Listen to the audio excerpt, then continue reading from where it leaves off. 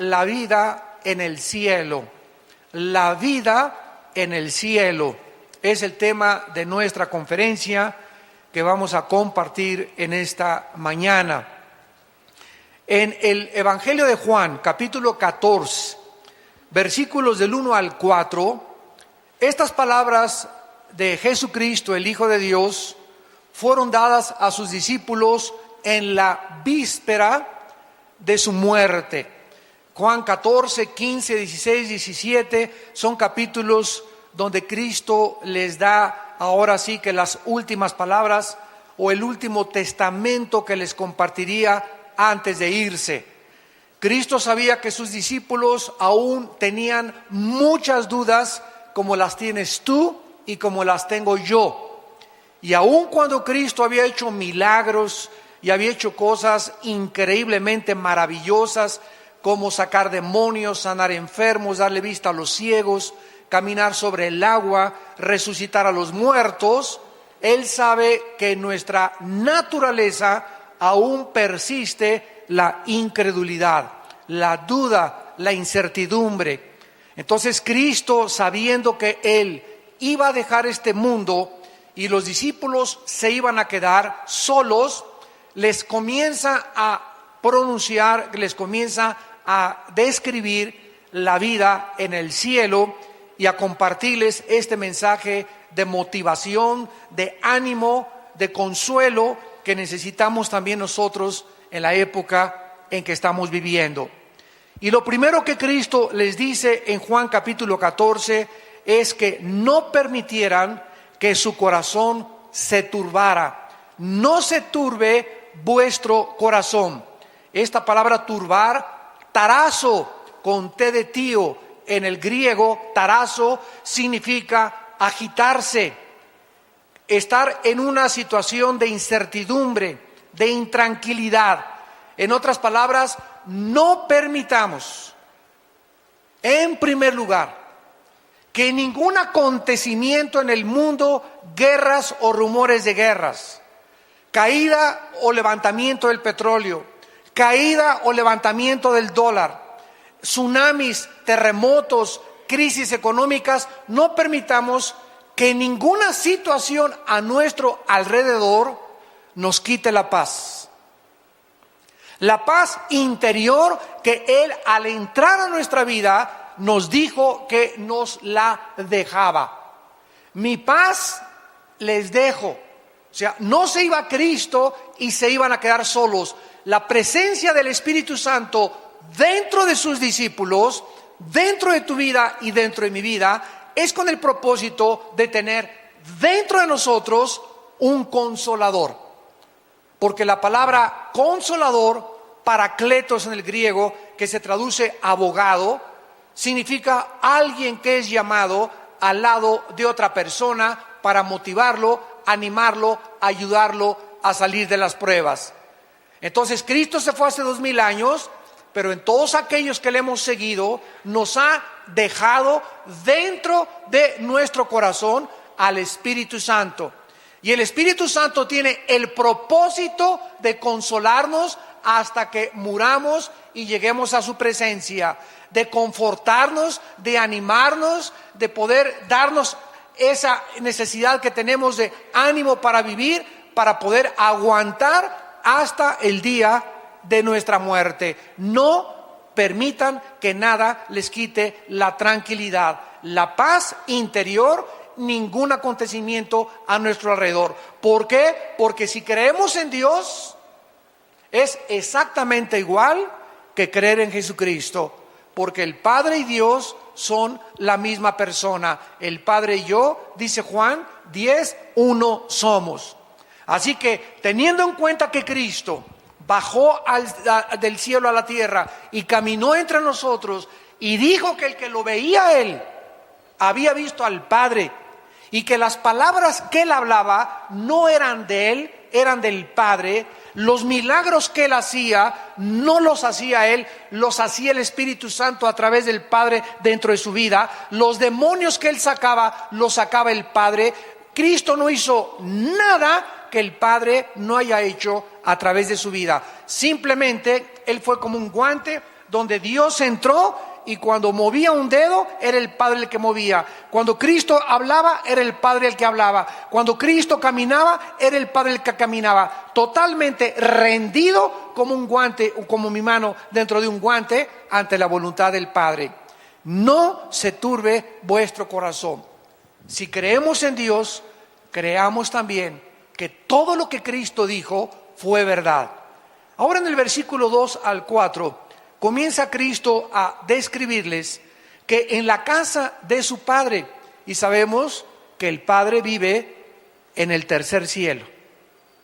Vamos a ver más adelante que hay 3 cielos en la Biblia: el cielo atmosférico, número 1, 2, el cielo cósmico de los planetas y las galaxias, y número 3, el tercer cielo, donde hay un trono, donde Isaías, donde el apóstol Juan vieron a Dios sentado en un trono en el tercer cielo, gobernando todo el universo que Él creó.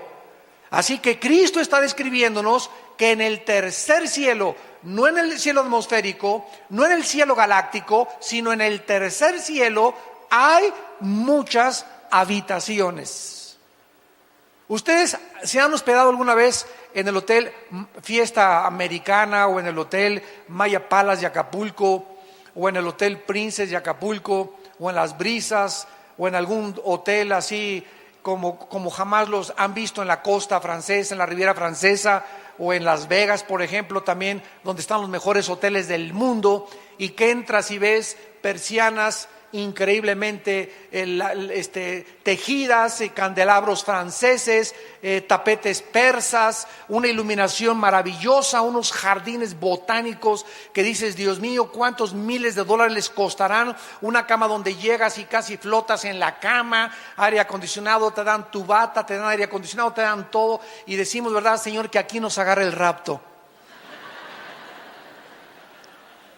Bueno, si nosotros pudiéramos imaginarnos el confort que podemos encontrar en el mejor hotel donde tú te hayas hospedado, imaginémonos cómo va a ser la habitación que vamos a tener en el cielo. Y de eso se trata este mensaje, cómo vamos a vivir y cómo es el cielo.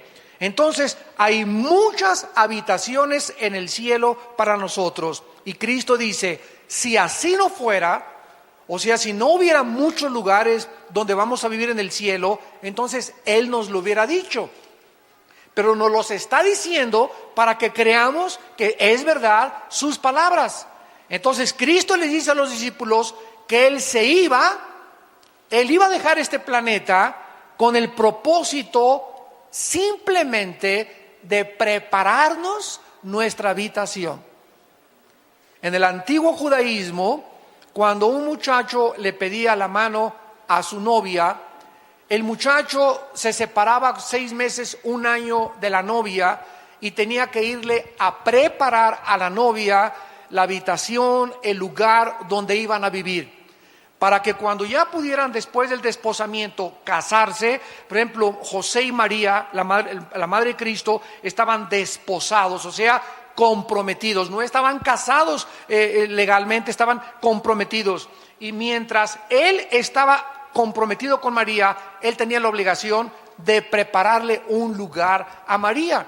Entonces, es exactamente este retrato el que Cristo toma. Él ha ido al cielo a preparar el lugar para que cuando resucitemos y vayamos con Él, podamos nosotros saber que durante todo este tiempo, estos 2000 años, ¿qué está haciendo Cristo sentado a la diestra del Padre, viviendo para interceder por nosotros y al mismo tiempo, imagínense, 2000 años preparándonos una cama, preparándonos un cuarto, preparándonos una mansión, preparándonos, ni nos vamos a imaginar las flores que vamos a ver, las luces que vamos a ver del lugar que Él nos está preparando.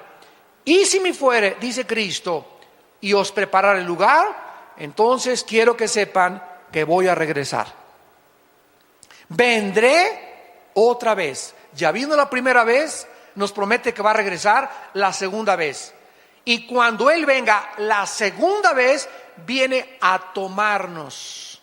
Esta palabra tomar paralambano en el griego, paralambano significa casi arrebatarnos o tenernos cerca de Él. Viene por nosotros, viene a tomarnos para que a donde Él, desde el momento de nuestra resurrección, esté, nosotros estemos por toda la eternidad con Él. ¿Y sabéis a dónde voy? ¿A dónde fue Cristo? A la casa de su Padre. Entonces sabemos el camino. ¿Cuál es el camino para llegar a Dios? La persona de Jesucristo. Porque Él dijo: yo soy el camino, yo soy la verdad y yo soy la vida. Existen miles de ateos en el mundo que creen que con la muerte se acaba la existencia del ser humano, por lo que simplemente viven para esta vida, jamás pensando en la eternidad. Los ateos dicen es que el universo es eterno. Todas las cosas han estado como están y seguirán como están desde que las cosas existen, cuando los mismos principios de la primera y la segunda ley de la termodinámica, para que se lo expliques a tu maestro ateo, los principios de las leyes físicas de la termodinámica niegan que el universo pueda ser eterno. El universo tuvo un principio, dice la Biblia: en el principio Dios creó los cielos y la tierra. Y si hubo un principio, tiene que también haber un final. Las mismas leyes del universo nos muestran que el Sol está perdiendo millones de toneladas masa por segundo. Todo tiende al deterioro, todo se está descomponiendo, todo tiende a marchitarse, a descomponerse, a degradarse. Es la ley que se llama también en la física de la entropía. Entonces, las personas que no tienen la esperanza de poder volver a vivir, viven para esta vida. No tienen ninguna seguridad, no tienen ninguna esperanza, no tienen ningún destino, simplemente vivir para esta vida. Sin embargo, Dios nos mandó a Jesucristo a enseñarnos en Juan capítulo 5, versículo 28 al 29, que están muy equivocados. Que Jesucristo, que bajó del cielo, nos dice estas palabras. Juan 5, 28. No se maravillen de esto, porque vendrá hora cuando todos los que están en los sepulcros oirán su voz, y los que hicieron lo bueno saldrán a resurrección de vida, mas los que hicieron lo malo a resurrección de condenación. Vemos pues que solo hay dos lugares después de esta vida. No hay reencarnación como inventaron los filósofos, los budistas, los maometanos, los lamas de la India, del Tíbet. No hay reencarnación. No vamos a regresar a meternos a una cucaracha, ni a una vaca, ni a un chango para seguir evolucionando. Es curioso, a propósito de la reencarnación, que la filosofía de donde surgió la reencarnación, la India, sea la nación más pobre del mundo. Se supondría que después de tantas y miles de reencarnaciones era para que ya hubieran evolucionado. Sin embargo, en la India siguen adorando a los ratones, a las ratas. La gente come en la India junto a los ratones y los deja que coman su comida porque son sagrados. Las vacas son sagradas, y así es el retraso cultural y el paganismo de alguien que inventó y que surgió de esa área geográfica de que existe la reencarnación. Y los tontos en el occidente se lo creyeron. No hay transmigración de las almas, no existe el limbo, un lugar que inventa una religión, que si tú no bautizas a tu niño chiquito, se va al limbo de donde lo sacaron. No, ni siquiera está en la Biblia del Mormón, ni en la Biblia de los Testigos de Jehová, ni en la Biblia católica. Es un invento que se sacaron de la manga. Cuando tú a un niño no lo bautizas, dice la Biblia, se va al cielo. No existe tal cosa como un lugar que se llama el limbo. No existe, en cuarto lugar, el purgatorio. Un lugar intermedio donde aquellos que pecaron se van al purgatorio a purificar sus almas, si es que se les dan las famosas misas gregorianas. O sea, si aquí en la tierra se muere tu tío y se le celebra una misa, la misa le ayuda 1000 años a que se le reduzca la pena. ¿Se imaginan ustedes semejante barbaridad? Entonces, la Biblia es muy clara que no hay absolutamente, después de que tú te mueras, más que el cielo o el infierno, la resurrección para vida o la resurrección para condenación. Siendo así, la pregunta más importante que tú tienes que contestar en esta tarde es: ¿sabes tú dónde pasarás la eternidad? ¿Sabes tú que saliendo ahora de este lugar puedes caer muerto, un embolio, un ataque al corazón? ¿Sabes tú que te puedes subir en un avión, como hace poco vimos, donde venían autoridades del gobierno y de repente el avión se precipita al cielo? Imagínense, se subieron riéndose, carcajeándose, desayunaron en la mañana, le habló a su esposa: ahorita nos vemos en la tarde, y jamás los ocupantes de esta nave volvieron a ver a sus familias. Iban jóvenes, personas de 40, de 30, de 50 años de edad. ¿Por qué? Porque ninguno de ellos se imaginó que esa era la forma en que iban a terminar y que iban a presentarse delante de Dios. Los niños se mueren, los adultos se mueren, los jóvenes se mueren, los viejitos se mueren. ¿Sabes tú que en el día de tu muerte no hay otra esperanza? ¿No hay otra oportunidad? Dios te da en este momento que tú estás oyendo este mensaje la oportunidad de arrepentirte de tus pecados y de venir a la cruz y entregarle tu vida a Jesucristo. Vamos a ver los lugares que la Biblia menciona que sí existen en el mundo invisible. En primer lugar, en el Antiguo Testamento se menciona la palabra hebrea Sheol. Sheol, que significa en el hebreo lugar de la sepultura o lugar de los muertos. Todos los muertos en el Antiguo Testamento iban al Sheol, y así lo revelaron los profetas del Antiguo Testamento. ¿Qué cosa era el Sheol? Nadie sabía.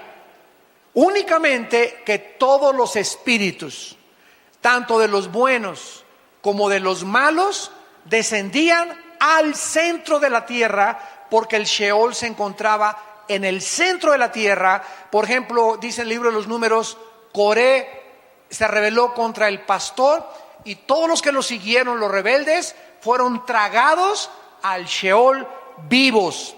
O sea, con todo y cuerpo, con todo y anillo de casado, con todo y la corbata, cayeron y se fueron directamente al Sheol, al centro de la tierra.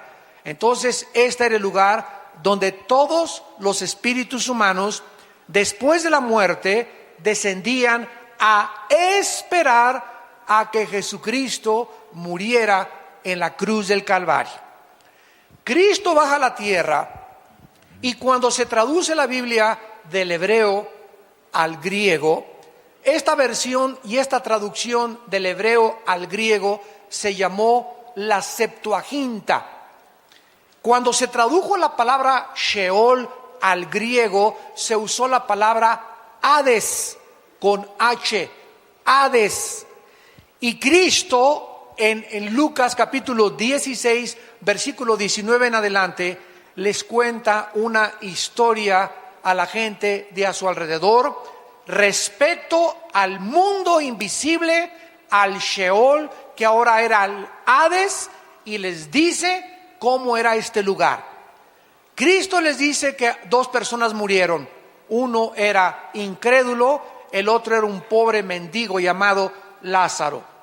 Entonces mueren los dos, y el rico, déspota, arbitrario, avariciento, ambicioso, descendió al Sheol junto con la otra persona, con la única excepción que al bajar al centro de la tierra, Cristo nos dice que estaba dividido. O sea, nunca los espíritus humanos que descendieron en el Antiguo Testamento estaban junto con los espíritus humanos de los justos. Este lugar en el centro de la tierra estaba dividido por una gran cima, una gran barrera. De un lado estaba el infierno, que se usa la palabra Gena en el griego para describir el infierno, que era el lugar donde tiraban la basura los judíos, y ese lugar se llamaba Gena, y usa Cristo esa palabra Gena para describir que era el lugar donde ardía el fuego. Y las personas en el infierno que murieron en el Antiguo Testamento estaban en el infierno ya sufriendo. Uno de ellos pedía a gritos que le dieran una sola gota de agua para poder aliviar su dolor en la lengua. Las personas en el centro de la tierra, en el infierno, Cristo dijo que tienen memoria.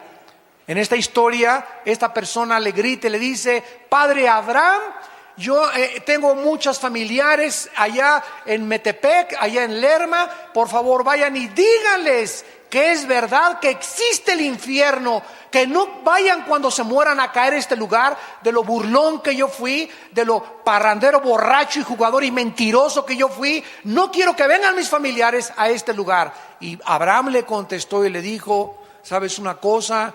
Que a través de los milagros nadie se va a convertir. Aunque un muerto se les aparezca, no se van a convertir. Ahí tienen a la Biblia, a Moisés y a los profetas.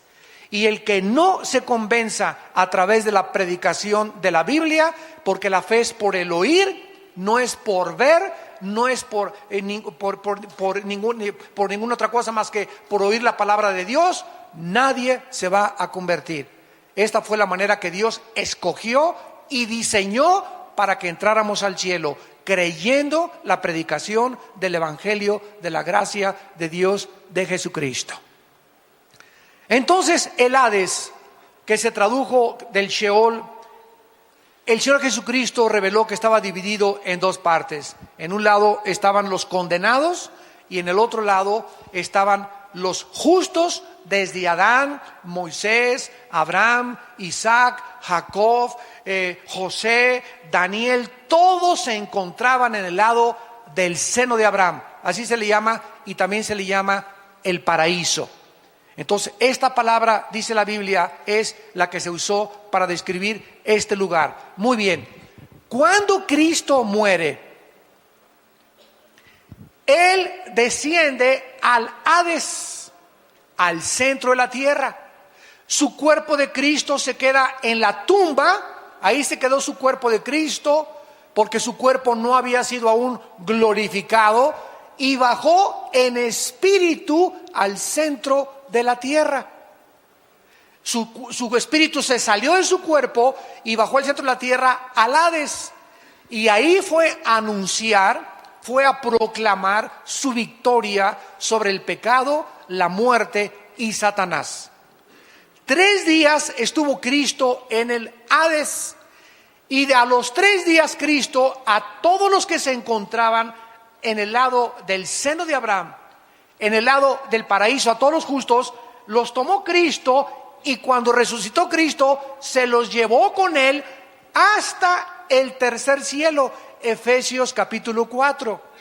Subiendo a lo alto, se llevó cautiva a la cautividad, y se presentó en el tercer cielo ante su Padre con todos estos millones de justos que habían creído el Evangelio en el Antiguo Testamento a través de la fe y de la gracia de Dios, y ahora se quedaron allá en el cielo. Y de Cristo a nuestros días, desde la resurrección de Cristo hace 2000 años hasta nuestros días, todos los espíritus humanos que se mueren sin Cristo siguen descendiendo al centro de la tierra, al Sheol, al Hades. Ahí sigue estando, aquí en el centro de la tierra, el infierno. Hace algún tiempo yo había escuchado que habían sacado unas grabaciones de unos geólogos que habían metido unas sondas y habían tratado de entrar lo más que se pudiera al centro de la tierra, y escucharon gritos como de encadenados, gritos de desesperación.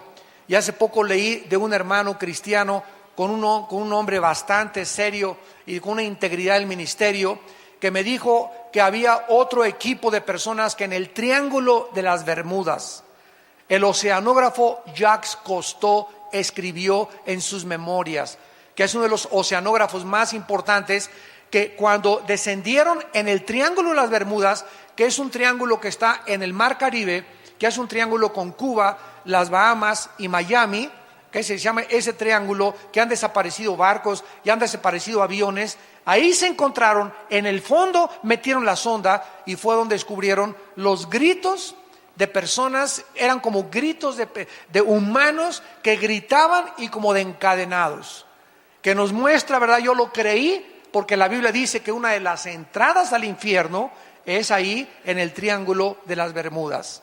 ¿Dónde lo dice? En Isaías capítulo 27, que Satanás es la serpiente del mar, la serpiente que se mueve en el mar. Y entonces, si el centro de la tierra es el lugar del infierno actualmente, tiene que haber salidas. Y una de las salidas del infierno son los volcanes también. Por eso siempre sale de los volcanes lava, azufre y fuego, que de acuerdo a la Biblia son los elementos que componen el infierno.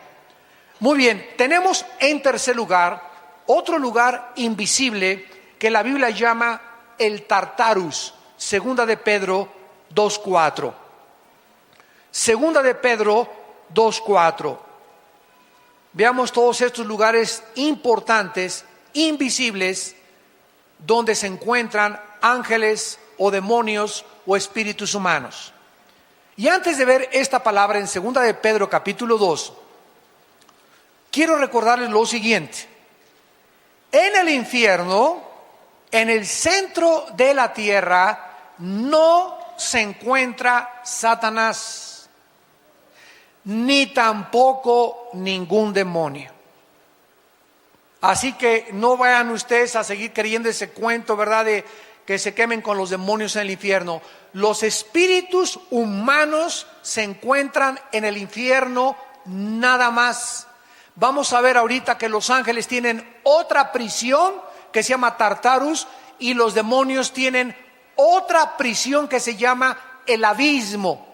Y son totalmente palabras diferentes en su etimología, y también la descripción que la Biblia hace es diferente del infierno. Así que vamos por orden.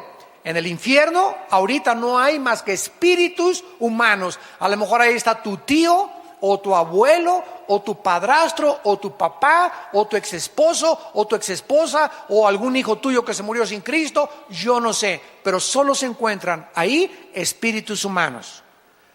El Tartarus en segunda de Pedro capítulo 2 versículo 4 se tradujo infierno de una forma equivocada, porque si Dios no perdonó a los ángeles que pecaron, sino que arrojándolos al Tartarus, y los traductores lo pusieron como infierno, cuando la única palabra que se traduce infierno es el Gena. ¿Cómo sabemos esto? Lo vamos a ver adelante. Dios no perdonó a los ángeles que pecaron, los arrojó al Tartarus, así dice el original griego, y vean lo que dice: a prisiones de oscuridad para ser reservados al juicio. ¿A qué ángeles se refiere el apóstol Pedro?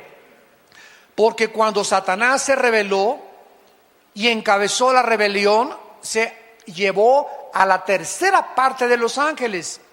Entonces tenemos en el universo una tercera parte de ángeles. Los ángeles no son demonios.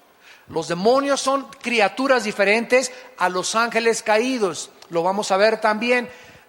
Satanás se rebela y se lleva a la tercera parte de los ángeles. Se quedan del lado de Dios 2/3 partes. Entonces hay una tercera parte contra 2/3 partes en el universo de ángeles malos contra ángeles buenos.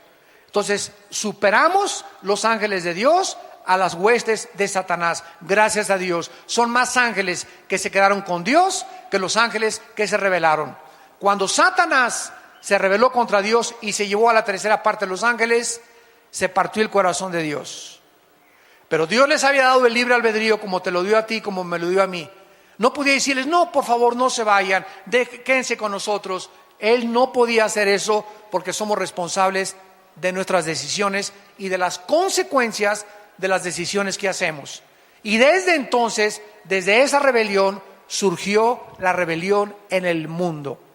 Y así cualquier persona que se rebela contra la autoridad le parte el corazón de Dios. Y los rebeldes que siguen al rebelde son infectados exactamente de la misma forma del que encabezó la rebelión. Y eso le parte el corazón de Dios y no hay perdón hasta que esas personas regresan arrepentidas y se someten otra vez a la autoridad. Mientras no haya este arrepentimiento y este regreso a la sumisión a la autoridad, no puede haber perdón.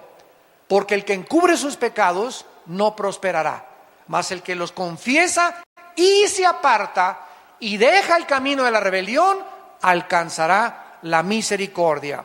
Esto no quiere decir tampoco que a los rebeldes les vaya bien o les vaya mal inmediatamente. Hay muchos rebeldes que prosperan, como Esaú, como Judas, que Dios los deja que vayan y que vayan y que vayan y que vayan, cuando de repente menos lo esperan, ¿verdad? Cae el juicio de Dios. Pero el hombre no puede ser engañado, lo que nosotros sembramos tenemos que recoger. Veamos pues este lugar de los ángeles que pecaron y no son los que cayeron con Satanás. Porque si todos los ángeles estuvieran ya en las prisiones, Apocalipsis 12 dice que en la última guerra final peleará Miguel y sus ángeles contra Satanás, el dragón y sus ángeles. Entonces, de esa tercera parte que se rebeló contra Dios, hay otro grupo de ángeles que después de esa rebelión pecaron otra vez contra Dios, pero de una forma todavía mucho más grave, donde Dios los tuvo que sacar del espacio y meternos a este lugar que se llama el Tartarus para que esperaran el juicio. Y estos ángeles son los ángeles de Génesis capítulo 6, que son los que vieron mujeres humanas y de alguna forma se mezclaron con las mujeres humanas. No sabemos qué tipo de mezcla hubo. Lo único que sabemos ahora, a la luz de la ciencia y de la genética, es que Satanás y los ángeles y los demonios tienen un conocimiento de la genética humana sobrenatural. Estos ángeles en Génesis 6 pervirtieron la genética humana. ¿Cómo lo sabemos? Porque versículos más adelante, versículos 4 y 5 de Génesis 6, nacieron de repente gigantes de 4 o 5 metros de estatura. Y eran deformes. Estos no los creó Dios. Hubo una deformación genética donde estos gigantes medían 4 o 5 metros y tenían 12 dedos en las manos y tenían 12 dedos en los pies, de acuerdo a 2 de Samuel capítulo 21.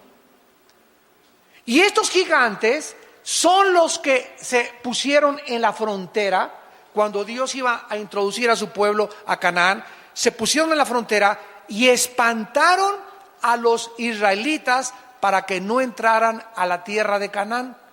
Y cuando mandó Moisés 2 espías para poder entrar a Canaán, regresaron los espías. Oye, Moisés, increíble, son gente que parecemos langostas comparados con ellos. En el hebreo se usa la palabra refaítas, que se tradujo gigantes porque venían de Rafá, otra de las tribus que poblaron Canaán. Casi todo Canaán eran gigantes. Los somsomeos, los rafaítas, bueno, todo estaba poblado casi de gigantes, y esto fue lo que espantó al pueblo de Dios. Son demasiados gigantes, no podemos con ellos. Cuando más adelante, ¿se acuerdan ustedes de David?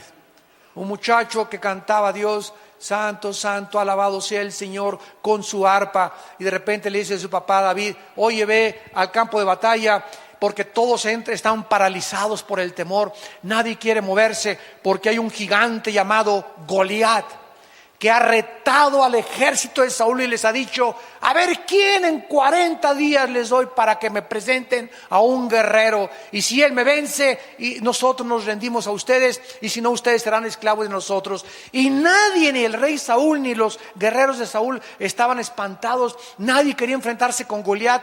Y cuando David entra al campamento y oye al gigante retando al pueblo de Dios, gritando, insultando al pueblo de Dios, blasfemando al pueblo de Dios y al Dios de los ejércitos, le da la comida a sus hermanos y se presenta con Saúl y le dice: Saúl, déjame ir a pelear contra ese incircunciso filisteo, hijo de María Bonita, que vas a ver lo que le va a pasar. Sí, cómo no, David, bueno, ya ahorita recurrimos a ti como última esperanza, pero ponte tu armadura. No, qué armadura ni qué nada.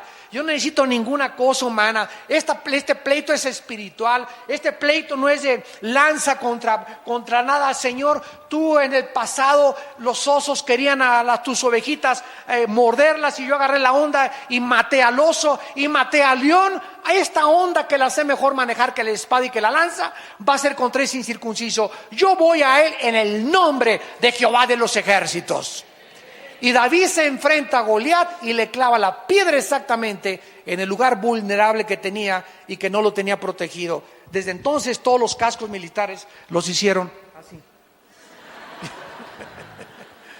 protegiéndoles la frente. Y eso es verdad, ¿eh? Todos se acordaron de Goliat. Entonces vemos, ¿verdad?, de qué forma es David. Y Goliat tenía 5 hermanos, de acuerdo a 2 Samuel 21. Y ustedes leen la vida de David. David fue el hombre que mató al primer gigante y que acabó con todos los gigantes. Y es interesante que David, cuando se acercó a Goliat, juntó 5 piedras. 5 es el número de la gracia. En otras palabras, cuando David se enfrentó a gigante, dijo esto cuando metió las 5 piedras: si me salen los 4 hermanitos, a los 4 me los echo también. Fue profética la batalla entre Goliat y David. Los gigantes habitaron durante 1000 años, de acuerdo a la Biblia. 1000 años poblaron el planeta Tierra los gigantes. ¿Quién cargó las pirámides de Egipto? Que pesan 2,5, 6 y 8 toneladas cada una. ¿Quién pudo haber puesto las pirámides que están orientadas a los signos del zodíaco en el cielo? Tanto las pirámides de Egipto como las pirámides de Teotihuacán y las de los mayas están orientadas, y cuando sale el sol tienen el equinoccio perfecto de acuerdo a la astronomía. ¿Quién les reveló? Escuchen esto: no existe ningún historiador, ningún paleontólogo, arqueólogo que nos pueda decir quién construyó las pirámides, ni la edad de Keops, Kefren y Miserino, las principales pirámides de Gizá. ¿Por qué? Porque no se sabe quién las construyó ni cómo las construyeron. Las personas que las hayan construido, ¿cómo cargaron una piedra de 2,5 toneladas y la llevaron? Bueno, han hecho, ¿verdad?, experimentos con troncos, poniendo las piedras. ¿De dónde las trajeron? ¿Cómo es posible que la piedra caliza que tiene las pirámides no se haya, es como un impermeabilizante increíble que le pusieron? Pero lo que más ha impresionado a los científicos, que permanece como uno de los misterios de la historia humana, es que ¿quién les reveló a los que construyeron las pirámides de Egipto? Escuchen, estamos hablando de hace más de 10,000 años. De hace más de 10,000 años. Pues no que veníamos de los cavernarios, no que el cavernario Galindo fue el primer cavernario, no que el hombre Piltdown, que el hombre Cromañón, y que fuimos evolucionando. Oigan, estamos hablando que hace 10,000 años las personas que construyeron las pirámides, igual que los mayas, tenían un conocimiento mucho más grande de la astronomía y de las matemáticas que en el siglo XXI. ¿Quién les reveló ese conocimiento astronómico? No tenían telescopios. ¿Quién les reveló ese conocimiento de los signos del zodiaco y de la orientación de los signos del zodiaco hacia el espacio? La Biblia nos muestra, ¿verdad?, que hubo influencia de esos gigantes. Y esos gigantes tenían conocimiento satánico. Y no hay ninguna otra explicación de la historia más que la Biblia y el tiempo que estos gigantes habitaron y poblaron la tierra por 1000 años. Solo ellos pudieron haber cargado esas piedras. Y lo más interesante es que los gigantes se están encontrando en ruinas arqueológicas en Sudamérica, en Asia, en África se están encontrando esqueletos de gigantes, o sea, habitaron toda la tierra. Y habitaron antes del diluvio y después del diluvio. Veamos pues que estos ángeles que se mezclaron en Génesis 6 con las mujeres fueron lanzados al Tartarus, y nos lo confirma el libro de Judas, que está antes de Apocalipsis. ¿Están aprendiendo algo? Más les vale. En Judas, para que no sigas con el Calimán, telenovelas, que el gurú me dijo, háganme el favor nada más, Walter Mercado, tu padrino. Tenemos la Biblia, la palabra profética más segura, a la cual haríamos bien estar atentos, que nos descubre todos los misterios de la historia y los misterios de la humanidad. Si creen en Dios, crean también en mí, dijo Cristo. Estas palabras son fieles y verdaderas. En Judas, versículo 6 y versículo 7, nos explica sin lugar a dudas qué pasó en Génesis 6 y quiénes son estos ángeles. Y dice Judas, y a los ángeles que no guardaron su dignidad, sino que abandonaron su propia morada. La palabra oiketerios, que se tradujo morada, significa sus cuerpos. Estos ángeles de Satanás tenían asignado un lugar para vivir. Tal vez las estrellas o planetas, muchos dicen que el sol es una de las habitaciones de Satanás, pero estos ángeles abandonaron el lugar que Dios les asignó, cruzaron, transgredieron sus habitaciones y se metieron y bajaron al planeta Tierra hace miles de años. Abandonaron su lugar donde deberían vivir.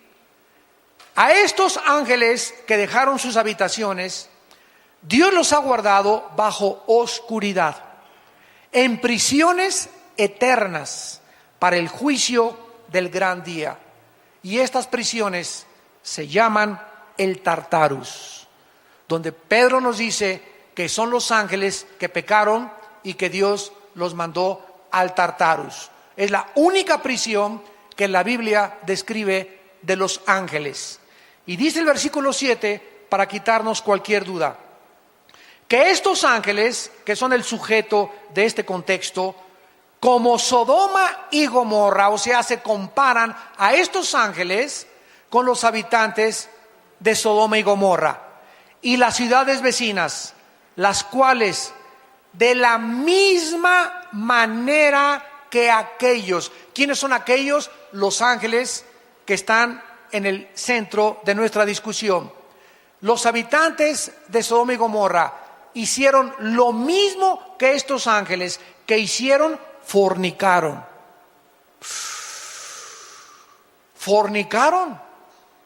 Los ángeles pueden fornicar. Bueno, la palabra fornicar tiene varias y diferentes connotaciones. La palabra fornicar, porneia, de ahí viene la palabra pornografía, significa en la Biblia relaciones sexuales ilícitas. Dios creó el sexo y solo Dios puede determinar y autorizar dónde, cuándo y cómo podemos usar el sexo. El sexo no lo inventaron los psiquiatras, ni los psicólogos, ni los sexólogos, ni los sociólogos. Ningún ser humano tiene la autoridad de decirnos qué es el sexo y cómo debe ser usado el sexo. Así que si alguien te dice que tú eres hombre y te vistes de mujer y los sexólogos te dijeron que está bien, son unos mentirosos porque ellos no inventaron el sexo. Si tú no naciste hombre y te ves en el espejo y tienes el órgano masculino, entonces es que eres hombre. Y si tienes una mentalidad diferente, es que tienes un tornillo flojo en la mente. Porque no eres mujer, eres hombre. Y necesitas arrepentirte, cambiar tu vida y creerle a Jesucristo. Y de eso se trata. ¿A quién le creemos? ¿A los sexólogos? ¿A los psiquiatras? ¿O le creemos a la palabra de Dios? Esto es lo que significa relaciones sexuales ilícitas. Ahora, ya casados, dice la Biblia que el hombre que deja a la mujer o la mujer que deja al hombre y comete adulterio es fornicación. Relaciones con animales es fornicación. Hombre con hombre es fornicación. Mujer con mujer es fornicación. El sexo solo puede ser usado dentro de la esfera y de la dimensión del matrimonio. Antes de casarte es fornicación, con animales es fornicación, con tu novio es fornicación, hombre con hombre es fornicación, mujer con mujer es fornicación, y todo lo que no sea dentro del matrimonio, y matrimonio entre Adán y Eva, no entre Jorge y Pepe, ni entre Lupita y Carmelita, sino entre un hombre y entre una mujer. Es la única forma de poder usar el sexo. Ahora, si estos ángeles cometieron algún ilícito sexual, ¿cómo pueden ellos haberse relacionado? ¿O qué acaso los ángeles tienen esperma? Porque en algún lugar de la Biblia se nos dice que no se pueden reproducir. No son como nosotros que como conejos, ¿verdad? Estamos produciendo y produciendo y produciendo, etcétera, etcétera. Los ángeles, la cantidad de ángeles que Dios creó, ya no hay más ni menos. No hay angelitos ni angelitas tampoco. No hay ángeles del sexo femenino. Todos son del sexo o del género masculino. Pero si no se pueden reproducir, entonces, ¿cómo está? ¿Verdad? Todos estos misterios son interesantes. Bueno, vamos a explicar esto. ¿Se acuerdan ustedes del endemoniado gadareno? ¿Cuántos demonios tenía? Tenía 6,000 demonios. Porque Cristo le preguntó, ¿cómo te llamas? Y le contestó, Legión. La palabra legión significa 6,000 soldados, de acuerdo al Imperio Romano. Muy bien, escuchen esto. Estos demonios conocían también el cerebro y le conocen las neuronas del cerebro. Estamos hablando de hace 2,000 años, cuando ni la genética, hasta 1860, por Gregorio Mendel, fue descubierta, las leyes de la herencia. Estos demonios, hace 2,000 años, sabían qué neuronas del cerebro son las que controlan los ojos, los oídos, las cuerdas vocales. Todo absolutamente los demonios estaban manejando, se metieron a los controles del ser humano aquí en el cerebro y comenzaron los músculos. Tenía el gadareno fuerza como de un gigante, una fuerza que rompía las cadenas. Los demonios le dan fuerza al ser humano. ¿Por qué? Porque cuando un demonio entra al cuerpo humano, el demonio sabe cómo operan los músculos, cómo operan los ojos, cómo mover las cuerdas vocales. Hablan los endemoniados con una voz que no es la de ellos. Alteran el tono de las cuerdas vocales. Los ojos, increíblemente estamos apenas descubriendo la maravilla del ojo, de los oídos. Todo lo tienen ellos conocido desde hace miles de años. ¿Y qué es lo que están haciendo ahora los ángeles caídos y Satanás? Planeando clonaciones humanas para volver otra vez a traer a este mundo monstruos. Y comenzaron con Frankenstein en los 60s. Yo veía a Frankenstein en los 60s, era niño y no dormía en 3 días. Ahora ven a Frankenstein los niños y se echan de carcajadas enfrente de él, comparado con Godzilla y con las monstruosidades increíbles que ahora ha producido Hollywood.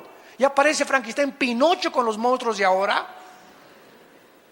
Ya vas a las películas y todos son demonios, apariciones, etcétera, etcétera, porque el diablo está preparando a los niños para los monstruos que van a comenzar a surgir y las clonaciones genéticas entre animales y hombres que aparecen en Apocalipsis capítulo 9. Está preparando a nuestros hijos para que cuando aparezcan se rían enfrente de ellos y los vean como algo absolutamente normal. Muy bien, si los demonios y Satanás tienen la característica de poder conocer nuestros genes, las neuronas de nuestro cerebro, nuestro sistema nervioso, nuestro sistema muscular, etcétera, etcétera, pueden también los demonios meterse al esperma. En un esperma de los 500 millones que existen o 600 que salen en cada eyaculación de un varón, un solo esperma entra para la ovulación y para la fertilización, para que se produzca un ser humano, que se llama cigote, feto y después ya bebé. En un solo esperma de los millones microscópicos que tenemos caben más de 100,000 demonios. O por lo menos tienen la facultad de poder ir en ese esperma y alterar para que el niño que nazca con 2 cabezas, nazca con pie equinovaro, nazca con un defecto o dividido, un chivo con una cara de una cosa y cosa otra cosa, cualquier cosa que sea antinatura, que va en contra de la creación original, es de carácter demoníaco. Por eso, ¿verdad? Tomar drogas en el embarazo, alcohol en el embarazo, fumar en el embarazo, ya no significa que Dios lo haya hecho así. Somos responsables nosotros de la forma como nos cuidamos, o como se cuidaban las mujeres, o con quién te metiste, o el SIDA que te contagió esa persona, y ya Dios se hace a un lado y nos deja recibir lo que nosotros sembramos. Y ninguno podemos culpar a Dios de lo que ha sucedido en el mundo, porque es la obra de nuestras propias decisiones y nuestro libre albedrío. Estos ángeles que se mezclaron con las mujeres humanas no necesariamente les comunicaron su esperma, porque ya vimos que no se pueden reproducir, pero lo que hicieron estos ángeles a la luz de la genética del siglo XXI es que alteraron los genes de las mujeres humanas. Satanás tiene la facultad de poder alterar los genes. Si nosotros permitimos, porque sin nuestro consentimiento ni Dios ni el diablo se meten a nuestra vida. ¿Me escucharon muy bien? Ningún demonio puede tener nada con mi vida sin mi consentimiento. Cualquier actividad de los demonios en mi vida es porque yo les di permiso. Y cualquier cosa que Dios tenga con mi vida es porque yo se lo permití a Dios. Dios no viola mi libertad, ni tampoco los demonios. Esta es la característica donde el hombre decide y es responsable de cada decisión que hayas tomado en tu vida. No le eches la culpa ni a Dios, ni al diablo, ni a tu mamá, ni a la suegra, ni a tu papá que te violó, ni a tu madre, ni a tus hermanos, a nadie. La única razón por la cual tú eres como eres es porque tú has escogido ser lo que tú eres. Mi mamá fue prostituta. No tienes por seguir los pasos de tu mamá. Me crié en un hogar, bueno, Cristo te puede sanar. Y es más grande la gracia que las maldiciones que heredamos.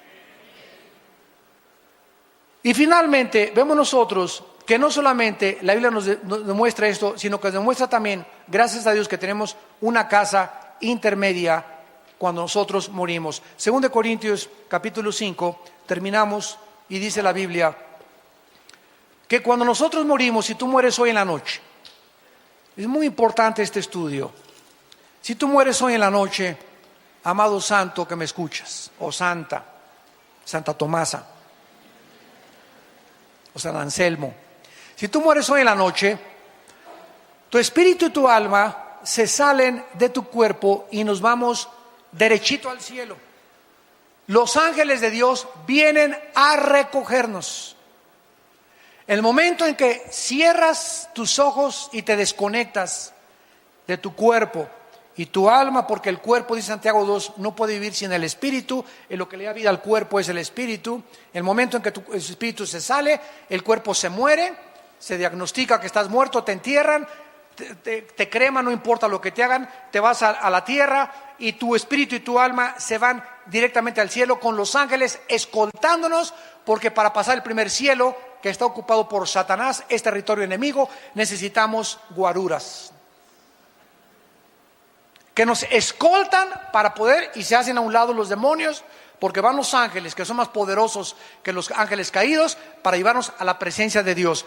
Cuando estemos allá en el cielo, se nos va a dar un cuerpo intermedio. Si tú mueres hoy en la noche, tu espíritu, tu alma se va al cielo, mi espíritu se va al cielo, y cuando estemos en el cielo, como Cristo no ha bajado todavía a resucitar a los muertos, que es cuando se nos va a dar el cuerpo glorificado, mientras estamos en el cielo, 2 Corintios 5, dice Pablo, sabemos que si nuestra morada, miren cómo le llama Pablo al cuerpo, morada terrestre.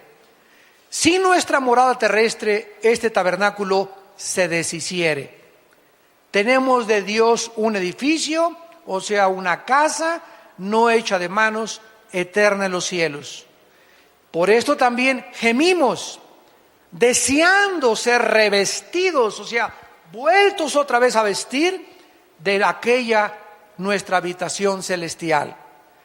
Pues así seremos hallados vestidos y no desnudos, porque asimismo los que estamos en este tabernáculo o en esta casa o en este envase, gemimos con angustia porque no quisiéramos ser desnudados. Nadie quiere morir, ¿verdad? ¿Qué es la muerte? Simplemente que se nos va a quitar un traje. Esa es la muerte. Este traje temporal que tienes tú y que tengo yo, unos tienen traje de mujer, otros tienen traje de hombre. Y Dios te puso el traje de mujer y otros les puso Dios el traje de hombre. Pero el que tiene el traje de mujer es espíritu y el que tiene el traje de hombre es espíritu, y los espíritus no tienen sexo. Simplemente Dios vistió a dos espíritus con un traje y a otro con otro traje porque a Dios le dio la gana para reproducirnos. Y aceptemos el traje que Dios nos dio y el traje que Dios te dio. Si eres mujer, acepta lo que eres. Si eres hombre, acepta lo que eres. Entonces, cuando se deshaga este traje, se nos va a vestir, vamos a tener el alma y el espíritu, que es la esencia de nuestro ser, vamos a ser vestidos con otro traje. Y con un traje temporal mientras Cristo desciende al mundo. Cuando Cristo venga en el rapto y resuciten los muertos, entonces vamos a resucitar y vamos a tener un cuerpo semejante al cuerpo de la gloria de Jesucristo. Un cuerpo sin sangre, un cuerpo sin deterioro celular, un cuerpo joven, eterno, radiante, que Rambo, ni que John Travolta, ni que nada, ni que Brad Pitt, ni que Tom Cruise, ni nada. Vamos a tener un cuerpo que va a durar por toda la eternidad, donde va a tener acceso a subir y bajar, vamos a volar. No me da tiempo de contarles todos estos detalles. Es infinito este estudio del cielo. Vamos a poder comer otra vez también. No lo explico sin sangre, pero Dios va a hacer otros, páncreas, otro estómago. No sé qué sistema de esófago y de digestivo va a ser Dios, pero no va a ser ya la sangre la que va a correr en nuestro cuerpo. Vamos a poder comer pez, vamos a poder comer miel. Vamos a reproducirnos. Isaías 65. Para que no digan el hermano está inventando, Isaías 65 dice claramente que vamos a reproducirnos sexualmente, vamos a seguir teniendo familia en el milenio. Muchachas, no se apuren. Muchachos, tranquilo, sereno moreno, hay chance todavía. Así que no se coman la torta antes de tiempo. Y todas estas cosas están prometidas para aquellos que en esta mañana le han entregado su vida al Salvador. Si tú en esta mañana no tienes a Jesucristo, yo te ruego en el nombre de Dios, por las misericordias de Dios, por la verdad que tú puedes, saliendo este día, o a lo mejor hoy es la última vez que Dios te ha hablado en tu vida, no endurezcas tu corazón. Está de por medio tu eternidad. No vas a poder tener otra oportunidad tal vez como la que Dios te da hoy. Hoy es el día aceptable, hoy es el día de tu salvación. Entrégale tu vida a Jesucristo y acepta por la fe el perdón de tus pecados y prepárate para el día de tu muerte. Oremos. Padre, gracias por tu palabra. Tu palabra nos dice, Señor, que el apóstol Juan vio un cielo y una tierra nueva. Porque el primer cielo y la primera tierra pasaron y el mar ya no existía más. Y oí una gran voz del cielo que decía: he aquí el tabernáculo de Dios con los hombres. Él morará con ellos. Ellos serán su pueblo y Dios mismo estará con ellos como su Dios. Enjugará Dios toda lágrima de los ojos de ellos y ya no habrá muerte, ni habrá más llanto, ni clamor, ni dolor, porque las primeras cosas pasaron. He aquí yo, dice el Señor, hago nuevas todas las cosas. Porque estas palabras son fieles y verdaderas. Yo soy el primero y yo soy el último, el alfa y el omega, el principio y el fin. Al que tenga sed, yo le daré gratuitamente de la fuente del agua de la vida, y el que venciere heredará todas las cosas, y yo seré su Dios y él será mi hijo. En esta mañana también ustedes que nos ven por la televisión, invita a Cristo a tu vida. Y todos ustedes que estamos en esta reunión, ahí desde tu lugar en este momento, invita a Jesucristo a tu vida con estas palabras. Señor, te pido perdón por mis pecados. Acepto que en la cruz tú pagaste por ellos mediante el derramamiento de tu sangre preciosa. Creo que a los 3 días resucitaste de los muertos y te pido que entres a mi vida como mi Señor y mi Salvador. Señor, cambia mi manera de pensar. Quiero estar listo para el momento que yo no sé cuándo será, ni nadie sabe, que me llamarás a casa. No quiero que me tome la muerte desprevenido, ni quiero abrir mis ojos en el Hades, en el infierno, donde no tendré nunca la oportunidad de hacer la decisión que estoy haciendo en este momento, en que me encuentro con salud y con una mente despejada para creer en ti. Gracias, Jesús, por morir en mi lugar, y gracias por ser mi Salvador. Dame el poder de vivir para ti, en el nombre precioso tuyo, Señor Jesús. Amén.